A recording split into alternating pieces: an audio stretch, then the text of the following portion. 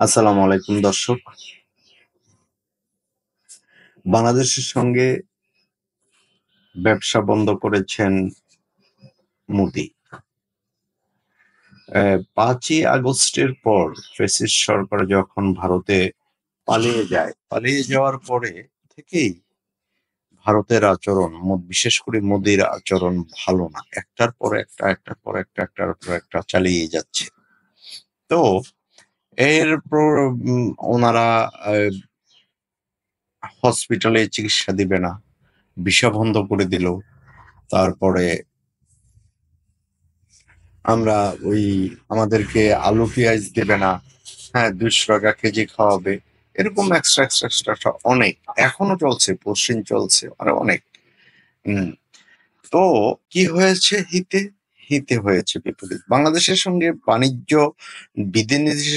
বিধিনিষেধ আরোপ করে যেন নিজের ফাঁদেই ফেলেছে, বিপদে ফেলেছে ভারত। ঢাকাকে চাপে ফেলতে মোদী সরকারের নেওয়া কড়াকড়ি সিদ্ধান্ত এখন রীতিমতো বুমেরাং হয়ে ফিরে এসেছে। এর সরাসরি প্রভাব পড়েছে ভারতের সাধারণ ব্যবসায়ী, দিনমজুর, ট্রাক চালক সহ নানা শ্রেণীর মানুষের উপর। ধস নেমেছে ভারতের উত্তর পূর্বাঞ্চলীয় সেভেন সিস্টার রাজ্য এবং পশ্চিমবঙ্গের অর্থনীতিতে। মঙ্গলবার ৩ জন এই পরিস্থিতি নিয়ে একটি বিশ্লেষণধর্মী প্রতিবেদন প্রকাশ করেন ভারতের প্রভাবশালী গণমাধ্যম দা ওয়ার।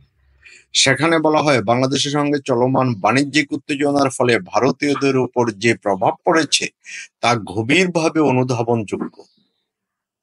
কিছুদিন আগেই ভারত সরকার বাংলাদেশের তৈরি পোশাক সহ বেশ কিছু পণ্য স্থল পথে আমদানি নিষিদ্ধ করে।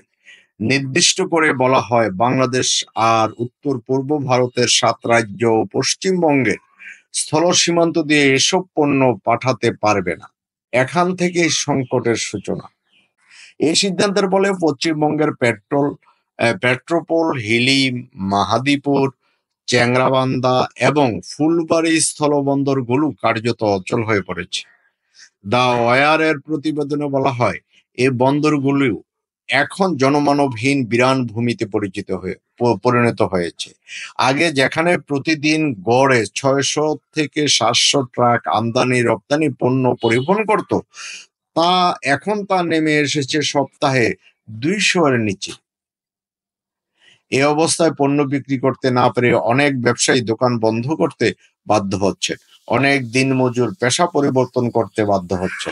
বিশ্লেষকদের মতে এই নিষেধাজ্ঞার ফলে দুই দেশের সীমান্তবর্তী অঞ্চলে বসবাসরত প্রায় ১২ থেকে ১৫ হাজার শ্রমিকের রোজগারের পথ বন্ধ হয়ে যেতে পারে।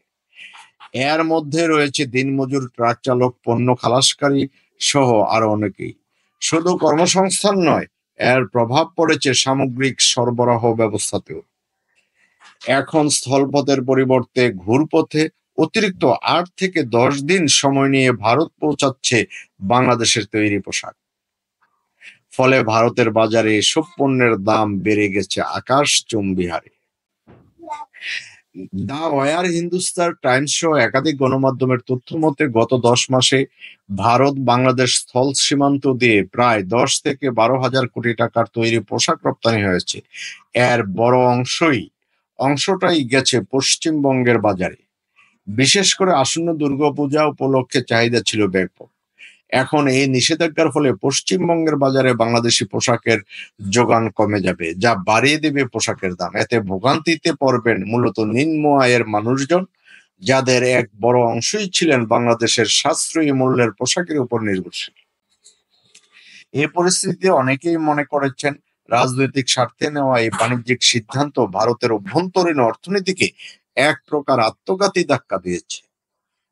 আর এর সরাসরি মূল্য দিচ্ছে সীমান্ত এলাকার খেটে খাওয়া সাধারণ মানুষ। দিবে। আমরা ভারতের প্রতিবেশী। আমরা চাই না। আমরা ইচ্ছা করলে তো আমাদের ভারতকে অন্য জায়গায় পাঠিয়ে দিতে পারবো না। ভারত ইচ্ছা করলেও আমাদেরকে পারবে না। আমরা চাই সমমর্যাদা। হুম। তুমি আমাকে ওই আঙ্গুল ইশারা দিয়ে বলবা এটা করো, তা হবে না। সমমর্যাদা হবে। দর্শক, আজ এ পর্যন্তই। ভালো থাকবেন। আল্লাহ হাফেজ।